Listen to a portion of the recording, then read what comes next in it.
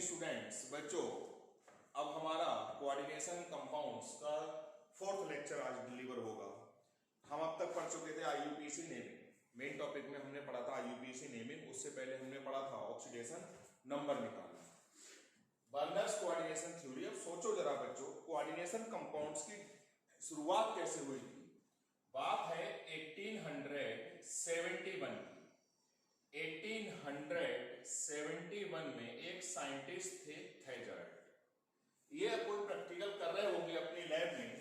इनके पास एक कंपाउंड था कोबाल्ट क्लोराइड, ये लिक्विड था, और इनके पास दूसरा कंपाउंड था अमोनिया लिक्विड। अमोनिया कलरलेस होता है और ये कलर्ड होता है। वो कलर सपोज कर लो रेड है, आप ग्रीन भी सपोज कर सकते हो, ब्लू भी सपोज कर सकते हो।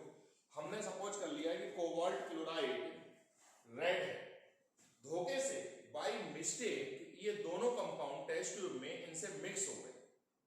दोनों कंपाउंड बाय मिस्टेक मिक्स हो गए। हो सकता है हाथ हिल गया हो, खांसी आ गई हो, या कुछ भी हो गया हो। बाय एक्सीडेंट ये दोनों कंपाउंड मिक्स हो गए।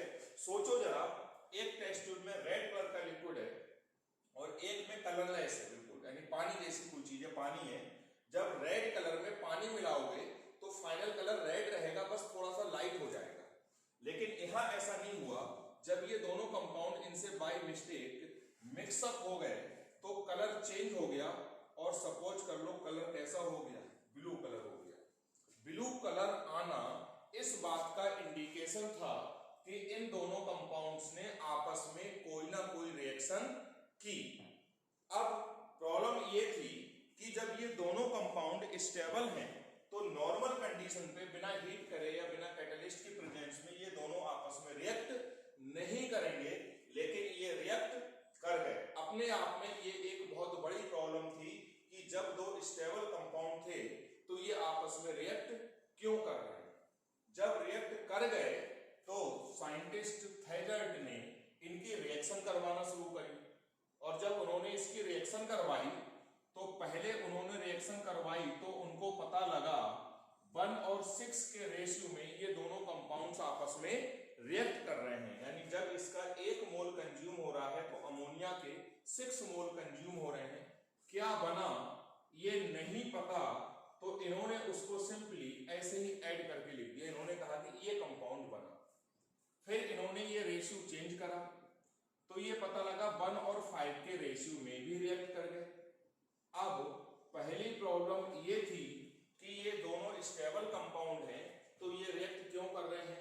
दूसरी ये थी कि अगर इस रेशियो प्रोपोर्शन में रिएक्ट कर रहे हैं तो इसमें रिएक्ट क्यों कर रहे हैं, जबकि law of constant proportion applicable होता। कोई नहीं। अब ये प्रैक्टिकल करना इन्होंने स्टार्ट करा, तब इनको पता लगा कि ये रिएक्ट कर रहे हैं 1 और 4 के रेशियो में भी। फिर इन्होंने रिएक्शन करवाई तो इनको पता लगा 1 और 3 के रेशियो में भी रिएक्ट कर रहे हैं। रिएक्शन होती चलेगी। फिर इन्होंने चेंज करा रेशियो प्रोपोर्शन। जब ये 1 और 2 का रेशियो आ गया तो कोई रिएक्शन नहीं हुई। यानी प्रॉब्लम ये थी कि रिएक्शन क्यों हो रही थी, फिर इन रेशियो में हो रही है और इस रेशियो में क्यों नहीं हो रही है। कोई नहीं। ये सारे ये एक्सपेरिमेंट कर रहे थे बच्चों, तब तक इनका इंतकाल हो गया। ये चल बसे। जब ये चल बसे, ये सारा वर्क इनका प्रैक्टिकल का ऐसा ही पड़ा रहा। उसके 20 साल बाद, ये कोई हॉरर मूवी नहीं है कहीं आप सोच रहे हो, 20 साल बाद एक नए साइंटिस्ट आए, उनका नाम था एल्फ्रेड बर्नर। एल्फ्रेड बर्नर यानी एल्फ्रेड बर्नर आए 1891 में। आए का मतलब ऐसा नहीं है पैदा हुए। आप सोच रहे हो कि थैजर्ड मर गए फिर 20 साल बाद उनका पुनर्जन्म हुआ, ऐसा कुछ नहीं है। एल्फ्रेड बर्नर ने उनके उस वर्क को 20 साल के बाद यानी अबाउट 1891 में आगे बढ़ाया, और एल्फ्रेड बर्नर ने इनके इसी वर्क को आगे बढ़ाते हुए कुछ एक्सपेरिमेंट करे। वो एक्सपेरिमेंट मैं आपको बता रहा हूं। तब से ही डेवलप हुई कोऑर्डिनेशन केमिस्ट्री, और एल्फ्रेड बर्नर को हम बोलते हैं फादर ऑफ कोऑर्डिनेशन केमिस्ट्री। यानी कोऑर्डिनेशन केमिस्ट्री डेवलप करी थी स्टार्टिंग में एल्फ्रेड बर्नर ने, इसलिए इनको बोलते हैं father of coordination chemistry. Alfred burner ने क्या करा, ये कंपाउंड लिया पहला बार, जब इन्होंने ये कंपाउंड लिया और इसको पानी में डिसॉल्व कर दिया। जैसे आपने पढ़ा होगा कोलिगेटिव प्रॉपर्टी में कि NaCl को जब हम डिसॉल्व करते हैं तो ये 2 पार्ट्स में ब्रेक हो जाता है।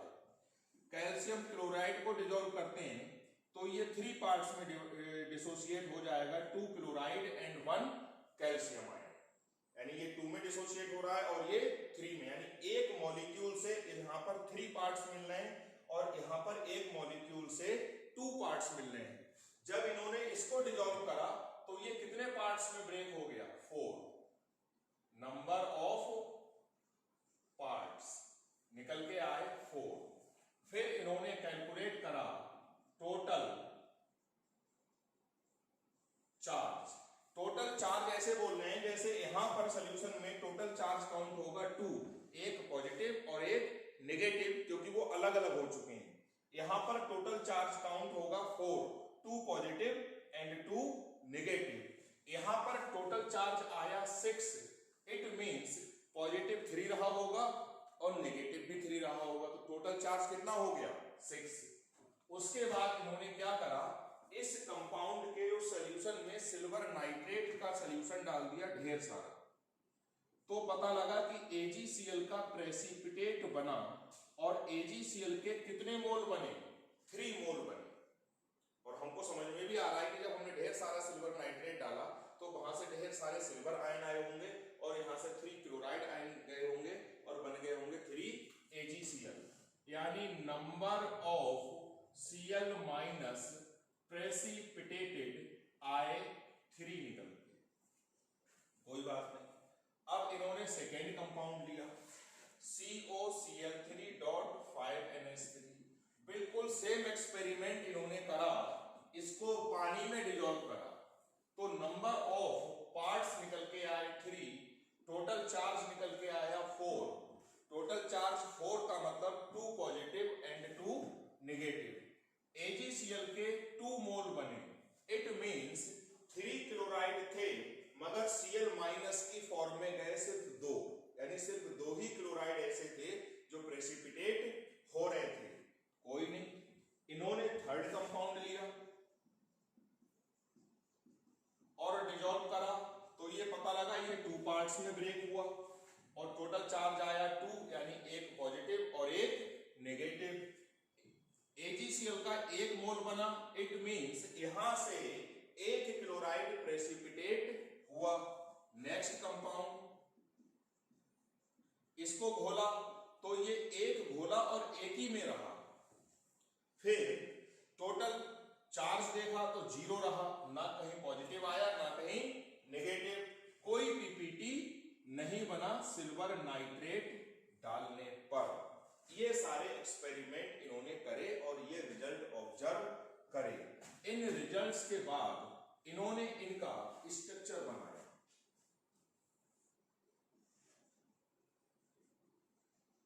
इन्होंने कहा कि ये जो कंपाउंड है ये वाला, इसका स्ट्रक्चर ऐसे होता है।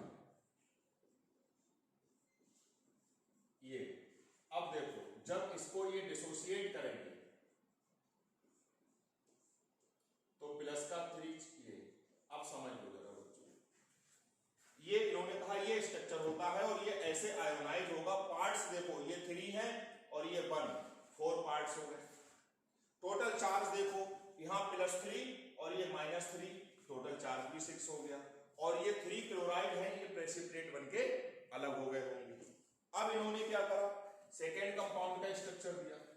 सेकेंड कंपाउंड का इन्होंने स्ट्रक्चर ये बनाया और जब इसको आयोनाइज करा तो ये ऐसे आयोनाइज हुआ, तो पॉजिटिव 2 चार्ज और 2 क्लोराइड। अब यहां पर total parts 2 and 1 3, total charge +2 and -2 4 और 2 AgCl बनके मोल बने होंगे। थर्ड कंपाउंड इन्होंने लिया। इन्होंने कहा कि थर्ड कंपाउंड का स्ट्रक्चर ये होता है।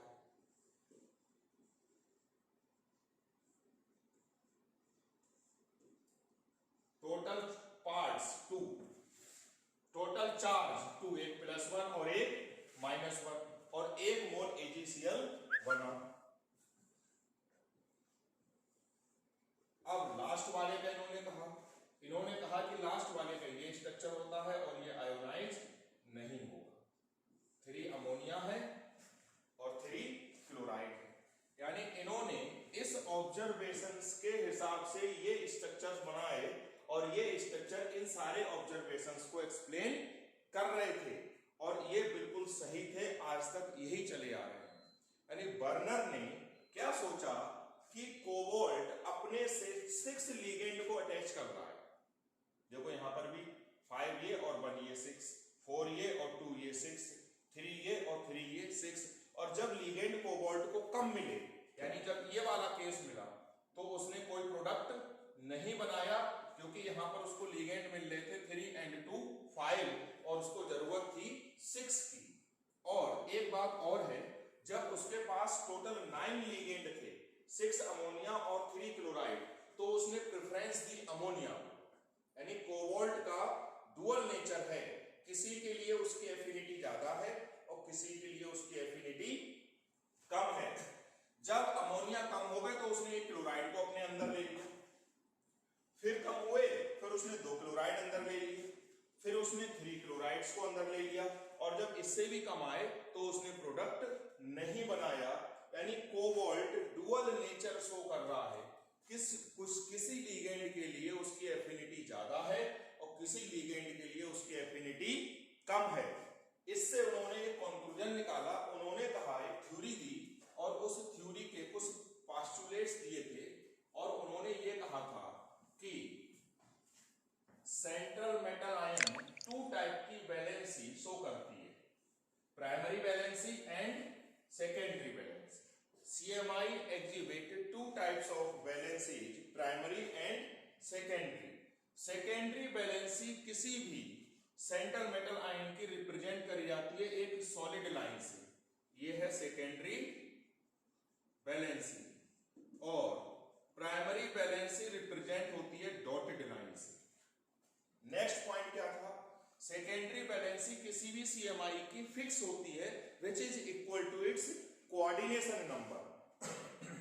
कोऑर्डिनेशन नंबर इस कोबाल्ट का 6 है बच्चों, 3 अमोनिया एंड 3 क्लोराइड सराउंड करे हुए हैं इसको 6, यहां पर 4 अमोनिया एंड 2 क्लोराइड, यहां 5 अमोनिया एंड 1 क्लोराइड, और यहां पर 6 अमोनिया।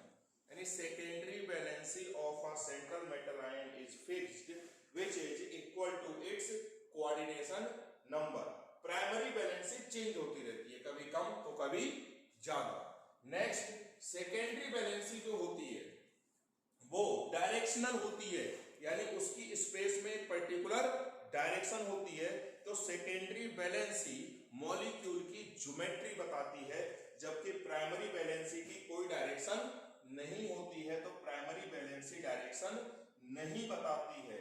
सेकेंडरी वैलेंसी कभी भी आयोनाइज नहीं होगी, जैसे जो अंदर वाले क्लोराइड है ये कभी भी आयनिक फॉर्म में नहीं आ रहे हैं, और ये बाहर है, ये प्राइमरी वैलेंसी है, ये देखो आयोनाइज हो रही है। यानी secondary valency is non ionisable while primary valency is ionisable. अब प्राइमरी वैलेंसी में हमेशा आयन लगे होते हैं, अगर राइट में है तो नेगेटिव आयन और लेफ्ट में है तो पॉजिटिव आयन। ये देखो यहां पर अगर हम देखें तो ये है प्राइमरी वैलेंसी और ये है सेकेंडरी वैलेंसी। सेकेंडरी वैलेंसी है 6, क्योंकि इसको आयरन को 6 साइनाइड सराउंड करे हुए हैं, कोऑर्डिनेशन नंबर है 6। प्राइमरी वैलेंसी पे सिर्फ आयन लगे होंगे, लेफ्ट में है तो पॉजिटिव आयन और राइट में है तो नेगेटिव आयन, जबकि सेकेंडरी वैलेंसी से मॉलिक्यूल लगे हो सकते हैं, या सिर्फ आयन लगे हो सकते हैं, या दोनों लगे हो सकते हैं। यानी secondary valency satisfied by ions or molecules or both, while primary valency is satisfied by only ions। ये इनके पोस्टुलेट्स थे। उन पोस्टुलेट्स के हिसाब से इन्होंने इन 4 कंपाउंड्स के स्ट्रक्चर बनाए। वो स्ट्रक्चर मैं आपको एक्सप्लेन कर रहा हूं और इसकी मैं आपको अभी नोट्स सेंड करूंगा। उस नोट्स में बर्नर्स थ्योरी के सारे पोस्टुलेट्स हैं और इन चारों कंपाउंड्स के स्ट्रक्चर हैं। बर्नर्स थ्योरी के पोस्टुलेट्स एग्जाम में लिखने को भी आते हैं और वहां से एमसीक्यू क्वेश्चन भी डेवलप होते हैं। पहला कंपाउंड हम ये वाला ले रहे हैं जो सबसे ऊपर था, यहां पर देखो कोऑर्डिनेशन नंबर 6 है, तो कोबाल्ट की 6 वैलेंसी ये होंगी और 6 के केस में ज्योमेट्री होगी ऑक्टाहेड्रल, ये ऑक्टाहेड्रल हमने बना दिया। सेकेंडरी वैलेंसी पे 6 अमोनिया लगे होंगे, 1 2 3 4 5 एंड 6। प्राइमरी वैलेंसी 3 है तो इनको डॉटेड लाइन से बना दो और कहीं बना दो, कोई कंडीशन नहीं है। आप इसको यहां ना बना के यहां बना सकते हो, लेकिन वो जो सेकेंडरी वैलेंसी थी ऑक्टाहेड्रल वो फिक्स था। सेकेंड कंपाउंड 5 अमोनिया थे, ये इसका स्ट्रक्चर देखो बच्चों, 1 2 3 4 5 6, ये सेकेंडरी वैलेंसी बिल्कुल फिक्स हो गई। इस सेकेंडरी वैलेंसी पे 5 लगे हुए हैं अमोनिया, 1 2 3 4 5 और एक क्लोरीन लगा हुआ है। यहां पर सॉलिड के साथ में एक डॉटेड लाइन भी रिप्रेजेंट करी जाएगी। ये सॉलिड के साथ में डॉटेड लाइन इस बात को शो कर रही है कि ये है तो सेकेंडरी वैलेंसी मगर वो आयन से सेटिस्फाई हो रही है, जबकि ये प्योर सॉलिड लाइन ये रिप्रेजेंट कर रही है कि वो सेकेंडरी वैलेंसी मॉलिक्यूल से सेटिस्फाई हो रही है। और 2 है ये प्राइमरी वैलेंसी, ये कहीं पर भी लगा दो, ये आपकी अपनी मर्जी है। नेक्स्ट कंपाउंड CONH3 का होल 4 Cl2, सेकेंडरी वैलेंसी तो अभी भी 6 है, 4 अमोनिया एंड 2 क्लोरीन। नेक्स्ट ये है, यहां पे सेकेंडरी वैलेंसी 6 है जिसमें 3 अमोनिया लगे हुए हैं और 3 क्लोराइड। यहां पर भी देखो ये 6 बॉन्ड होंगे जो एक पर्टिकुलर डायरेक्शन में होंगे, यानी ज्योमेट्री बना रहे होंगे ऑक्टाहेड्रल। अब यहां पर 4 लगा दो अमोनिया और 2 लगा दो क्लोराइड। इन 6 में से कहीं पर भी 4 अमोनिया लगा सकते हो, कहीं पर भी 2 क्लोराइड लगा सकते हो। हम फिर भी यहां लगा दे रहे हैं क्लोराइड एक सिमेट्री बनाने के लिए, ऐसा कोई रूल नहीं है, आपका मन जहां चाहो वहां लगा दो। और जब ये आयन है तो इसके साथ में एक चलेगी डॉटेड लाइन। डॉटेड लाइन ये बताती है बच्चों कि ये है तो सेकेंडरी वैलेंसी मगर सेटिस्फाई हो रही है आयन से। अब यहां पर कहीं पर भी 3 अमोनिया लगा दो और कहीं पर भी 3 क्लोराइड, कोई कंडीशन नहीं है। यहां प्राइमरी वैलेंसी 1 थी तो 1 यहां लगा दो, यहां पर प्राइमरी वैलेंसी कोई भी नहीं है। हम ऑल्टरनेट लगाएंगे, एक अमोनिया एक क्लोराइड, जिससे कि डायग्राम अच्छा लगे। कोई ऐसा रूल नहीं है, आप लगातार क्लोराइड लगा सकते हो, लगातार अमोनिया लगा सकते हो। क्लोराइड के साथ में एक चलेगी डॉटेड लाइन। तो ये हो गए इनके स्ट्रक्चर। जो अभी मैंने यहाँ पे टेबल दिखाई थी वो भी मैं आपको नोट्स में भेज रहा हूँ, ये सारे स्ट्रक्चर भी नोट्स में भेज रहा हूँ, और बर्नर्स कोऑर्डिनेशन थ्योरी के पोस्टुलेट्स भी मैं आपको नोट्स में सेंड कर रहा हूँ। इतना आप नोट कर लेना और रिवाइज करके लर्न कर लेना। IUPAC की प्रैक्टिस करते रहो, जो प्रॉब्लम आती जाए आप मुझे ग्रुप में डालते जाओ। इकट्ठा एक दिन में वीडियो बना के सारी IUPAC के प्रॉब्लम एक ही दिन में डिस्कस कर देंगे। नेक्स्ट वीडियो में हमारा आएगा बच्चों हाइब्रिडाइजेशन। हाइब्रिडाइजेशन आएगा इन कोऑर्डिनेशन कंपाउंड्स। आज के लिए